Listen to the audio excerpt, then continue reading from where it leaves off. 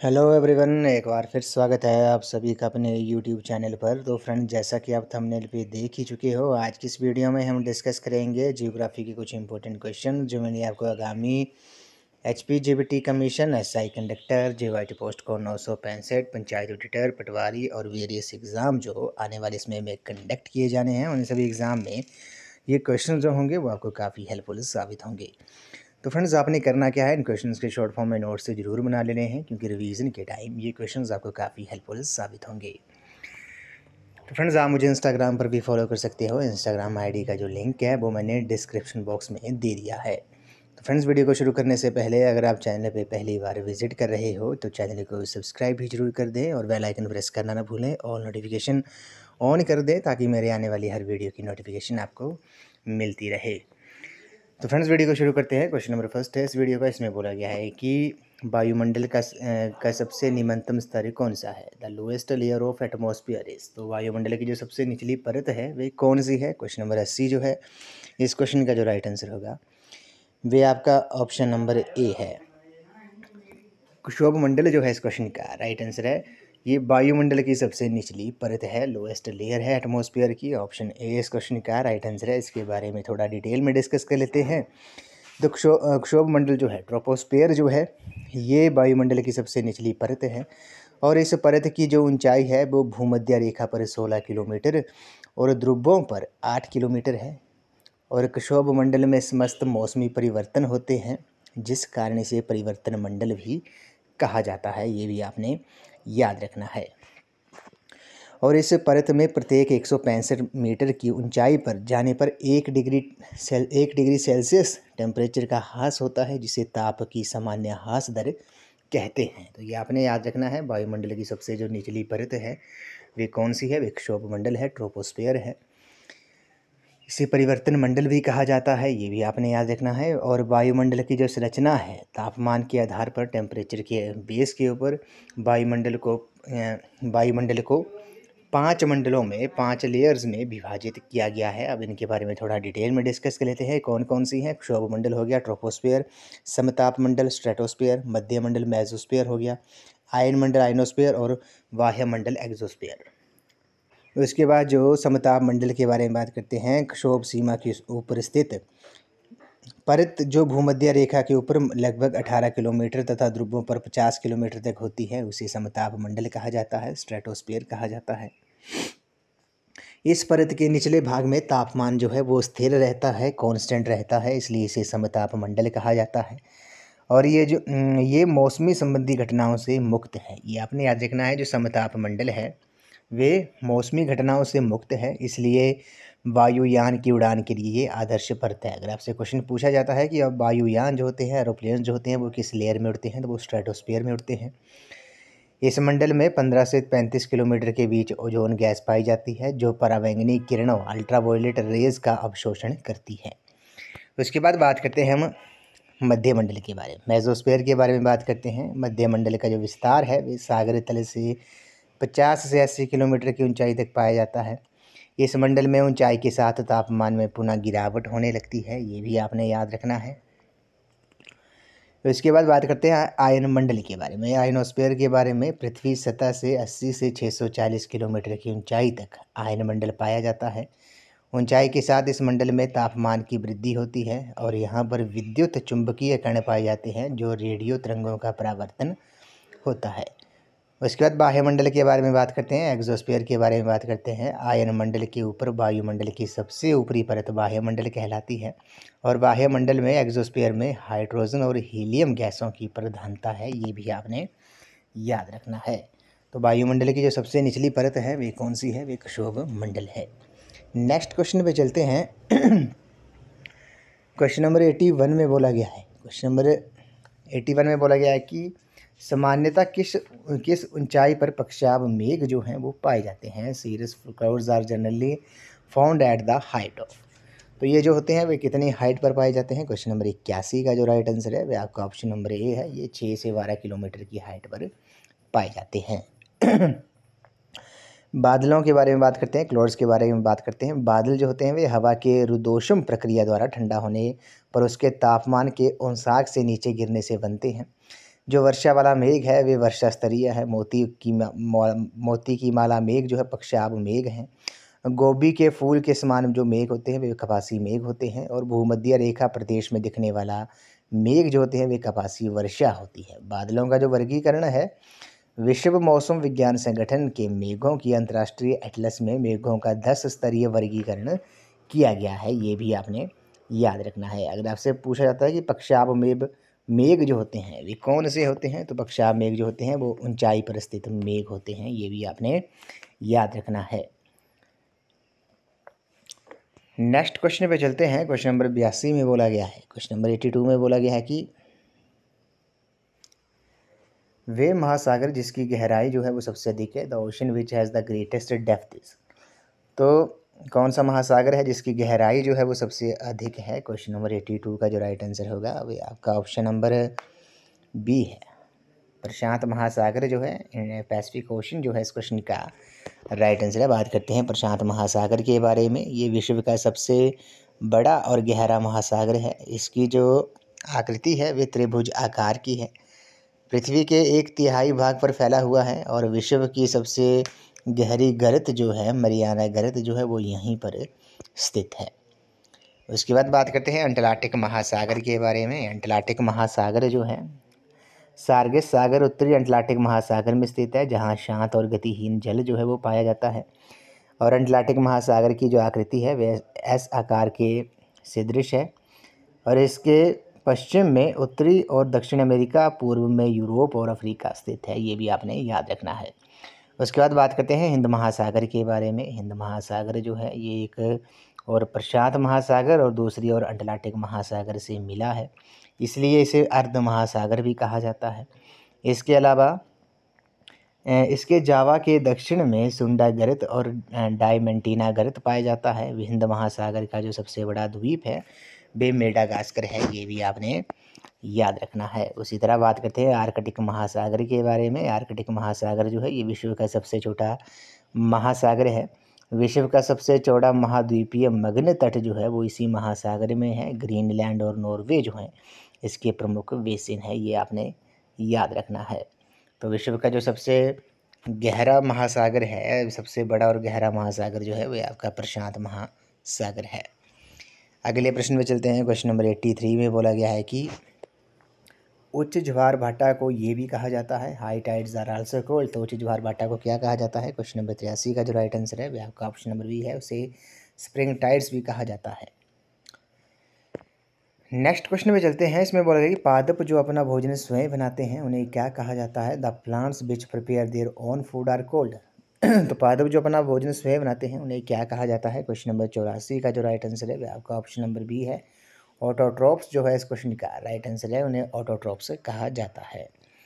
Next question में चलते हैं। ओजोन क्षीणता का मुख्य कारण क्या है? Ozone depletion is mainly caused by. तो ओजोन क्षीणता का जो मुख्य कारण है वे क्या है? क्वेश्चन नंबर 85 का जो राइट आंसर है वह आपका ऑप्शन नंबर बी है, क्लोरोफ्लोरोकार्बन जो है इस क्वेश्चन का राइट आंसर है। नेक्स्ट क्वेश्चन में चलते हैं। किस महाद्वीप में सबसे अधिक जनसंख्या है? Which continent has the largest population. तो किस महाद्वीप में सबसे अधिक जनसंख्या है? क्वेश्चन नंबर 86 का जो राइट आंसर है वह आपका ऑप्शन नंबर बी है, एशिया जो है इस क्वेश्चन का राइट आंसर है। विश्व में आपको पता है कुल 7 महाद्वीप हैं। कौन कौन से हैं? एशिया, अफ्रीका, उत्तरी अमेरिका, दक्षिण अमेरिका, अंटार्कटिका, यूरोप और ऑस्ट्रेलिया। अब इनके बारे में थोड़ा डिटेल में डिस्कस कर लेते हैं। बात करते हैं एशिया महाद्वीप के बारे में। तो एशिया पृथ्वी पर सबसे बड़ा महाद्वीप है जो विश्व के लगभग 29.5% क्षेत्रफल पर विस्तृत है। और सर्वाधिक लंबी तटीय सीमा जो है, सबसे लंबी जो कोस्ट लाइन है वो एशिया महाद्वीप की ही है। एशिया में क्षेत्रफल की दृष्टि से सबसे बड़ा देश जो है वो चीन है और सबसे छोटा देश जो है वो मालदीव है। श्रीलंका को सीहल द्वीप के नाम से भी जाना जाता है। एशिया का सबसे गर्म स्थान जो है वो जैकोबाबाद है जो कि पाकिस्तान में स्थित है। और सबसे ठंडा स्थान जो है वो बर्खेवांस्क है जिसे पृथ्वी का शीत ध्रुव भी कहा जाता है। एशिया महाद्वीप में कुल 48 देश अवस्थित है। चीन सबसे बड़ा देश है जिसकी सीमा जो है वे 14 देशों को छूती है और जो विश्व में सर्वाधिक है। ये भी आपने याद रखना है। उसके बाद बात करते हैं अफ्रीका महाद्वीप के बारे में। तो अफ्रीका महाद्वीप भूमध्य रेखा जो है, इक्वेटर जो है, इस महाद्वीप को 2 बराबर भागों में बांटती है। इस महाद्वीप में 54 देश जो हैं वो स्थित हैं। नए देश दक्षिण सूडान की स्थापना जो थी वो नई 9 जुलाई 2011 को हुई थी और ये सर्वाधिक देशों वाला महाद्वीप है। अफ्रीका को काला अंध महाद्वीप भी कहा जाता है, ब्लैक कॉन्टिनेंट भी कहा जाता है, इसे पठारी महाद्वीप भी कहा जाता है। विश्व का दूसरा सबसे बड़ा महाद्वीप जो है वो अफ्रीका है, जो जिब्राल्टर जल संधि द्वारा यूरोप से पृथक होता है, अलग होता है। उसके बाद विश्व का जो सबसे ऊंचा तापमान है 58 डिग्री सेल्सियस, वे लीबिया के अल्जीजिया नामक स्थान पर दर्ज किया गया है, जो कि अफ्रीका महाद्वीप में ही स्थित है। ये भी आपको पता होना चाहिए। हॉर्न ऑफ अफ्रीका के अंतर्गत इथोपिया, सोमालिया व जिबूती आते हैं। अफ्रीका में सर्वाधिक जनसंख्या वाला जो देश है वे नाइजीरिया है और अफ्रीका में जंजीबार द्वीप संसार में सबसे अधिक लौंग का उत्पादन करता है। ये भी आपने याद रखना है। उसके बाद बात करते हैं उत्तरी अमेरिका के बारे में।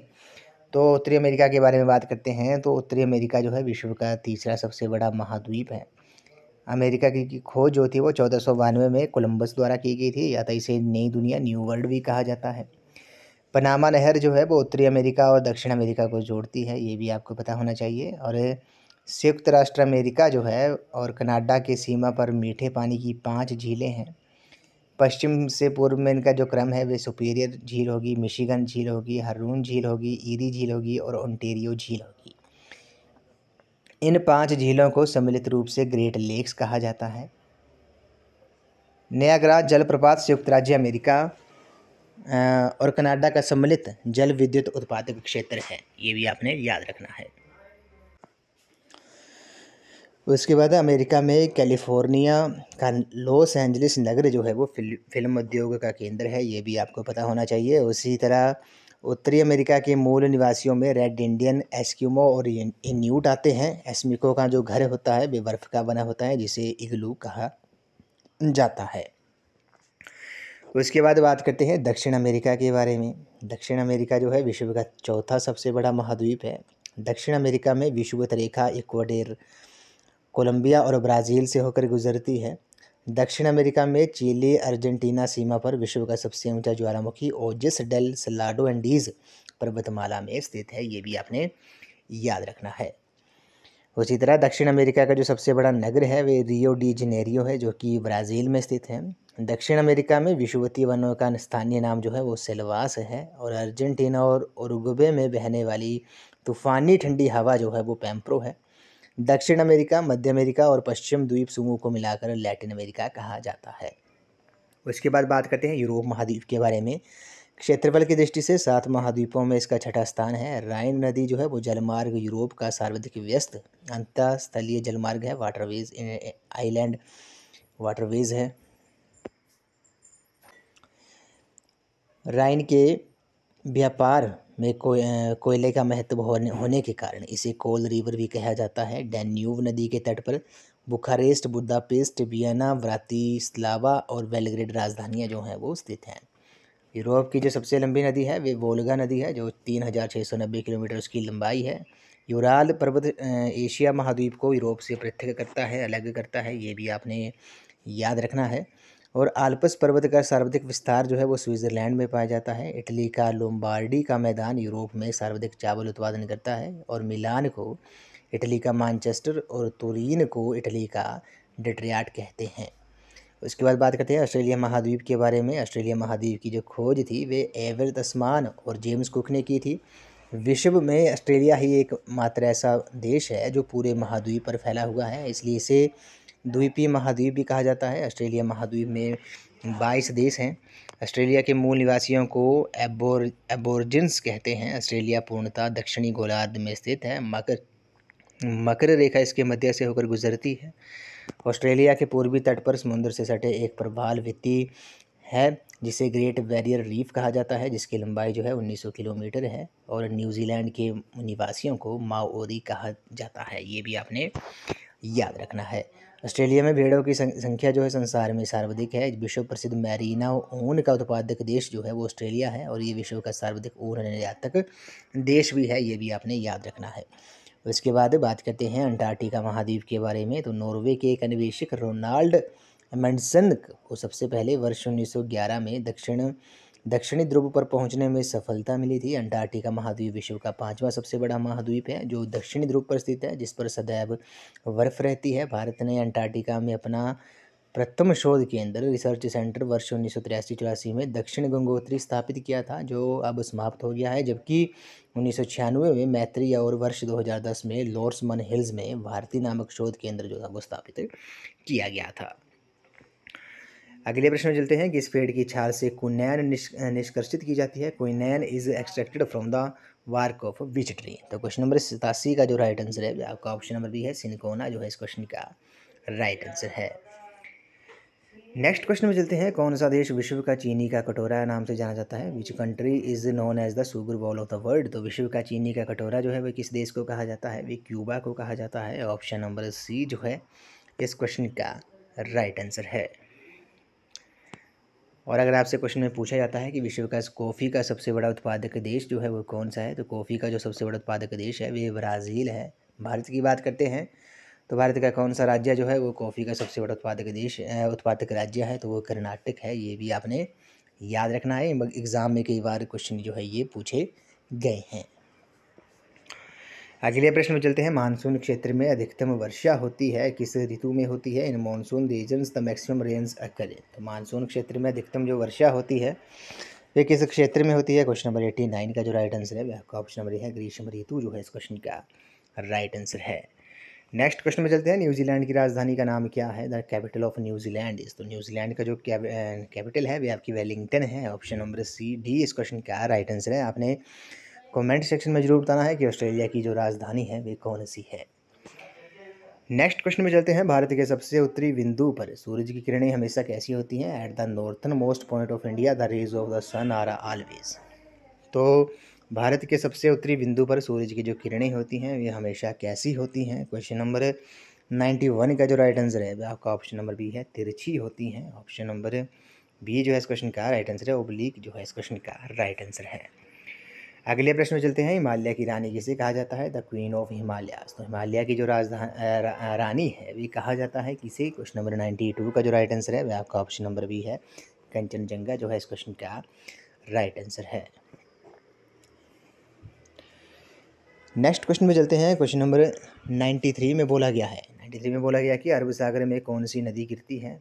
तो which river empties itself into Arabian sea. द्वारा अरब सागर में कौन सी नदी गिरती है? क्वेश्चन नंबर 93 का जो राइट आंसर है आपका ऑप्शन नंबर है, नर्मदा जो है इस क्वेश्चन का राइट आंसर है। बात करते हैं नर्मदा नदी के बारे में, तो इसका जो उद्गम स्थान है वे विंध्याचल पर्वत श्रेणियों में स्थित अमरकंटक नामक स्थान से होता है और ये अरब सागर में गिरती है, खंबात की खाड़ी में गिरती है। बात करते हैं महानदी के बारे में, तो महानदी जो है वो आपकी मध्य प्रदेश के रामपुर जिले में सिहंवा के समीप 445 मीटर की ऊंचाई से इसका उद्गम स्थान होता है और बंगाल की खाड़ी में गिरती है कटक के समीप। कृष्णा नदी के बारे में बात करते हैं, कृष्णा नदी का उद्गम स्थान जो है वो महाबलेश्वर के समीप पश्चिमी घाट पहाड़ से होता है और बंगाल की खाड़ी में गिरती है। उसके बाद बात करते हैं कावेरी नदी के बारे में, तो कावेरी नदी जो है वो कर्नाटक के कुर्ग जिले में स्थित ब्रह्मागिरी पहाड़ी से इसका उद्गम स्थान होता है और ये बंगाल की खाड़ी में गिरती है। अगले प्रश्न में चलते हैं, सबसे अधिक उपजाऊ मिट्टी जो है वो कौन सी है? तो विच सॉइल इज मोस्ट फर्टाइल। तो सबसे अधिक उपजाऊ मिट्टी जो है वो कौन सी है? क्वेश्चन नंबर 94 का जो राइट आंसर है आपका ऑप्शन नंबर डी है, जलोढ़ मिट्टी जो है इस क्वेश्चन का राइट आंसर है।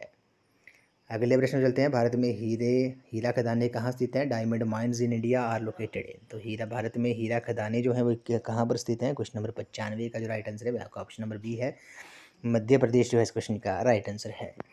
अगले प्रश्न में चलते हैं, भारत में कॉफ़ी उत्पादक में अग्रणी राज्य कौन सा है? तो the leading producer of coffee in India is. तो भारत का कौन सा राज्य जो है वो कॉफ़ी उत्पादक में अग्रणी राज्य है? तो वो कर्नाटक है। ऑप्शन नंबर सी जो है इस क्वेश्चन का राइट आंसर है। इस वीडियो का लास्ट क्वेश्चन है, इसमें बोला गया कि इनमें से ये क्वेश्चन जो है वो पोल्ट्री के हैं। तो फ्रेंड्स आज की इस वीडियो में बस इतना ही। आज हमने जियोग्राफी के कुछ इंपॉर्टेंट क्वेश्चन डिस्कस किए जो मैंने आपको आगामी HPJBT commission, SI conductor, JYT post को 965, पंचायत ऑडिटर, पटवारी और वेरियस एग्ज़ाम जो आने वाले समय में कंडक्ट किए जाने हैं उन सभी एग्ज़ाम में ये क्वेश्चन जो होंगे वो आपको काफ़ी हेल्पफुल साबित होंगी। तो फ्रेंड्स आपने करना क्या है, इन क्वेश्चंस के शॉर्ट फॉर्म में नोट्स ज़रूर बना लेने हैं क्योंकि रिवीजन के टाइम ये क्वेश्चन जो होंगे वो आपको काफ़ी हेल्पफुल साबित होंगे। तो फ्रेंड्स आज की इस वीडियो में बस इतना ही। आई होप आपको ये वीडियो पसंद आई होगी, तो वीडियो को लाइक शेयर एंड कमेंट जरूर कर दें। तो थैंक यू फ्रेंड्स।